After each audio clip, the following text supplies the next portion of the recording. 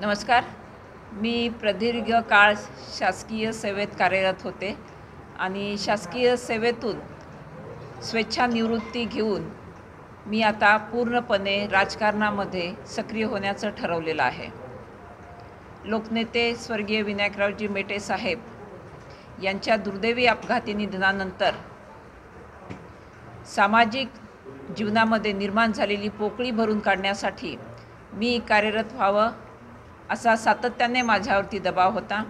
याच्यामध्ये समाजातील विविध घटक याचबरोबर शिवसंग्रामच्या पूर्ण राज्यभरातील पदाधिकारी आणि कार्यकर्ते यांची तीव्र भावना होती आणि या जनभावनेचा आणि शिवसंग्रामच्या पदाधिकाऱ्यांच्या कार्यकर्त्यांच्या भावनेचा आदर करून मी स्वेच्छानिवृत्ती घेऊन सक्रिय होण्याचं ठरवलेलं आहे. हे मी आज सर्वांसमक्ष जाहीर करत आहे. धन्यवाद.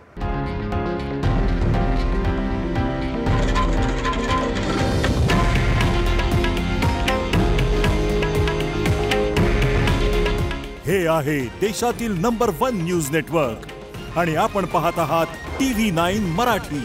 काळजी तुमची, हित महाराष्ट्राचं.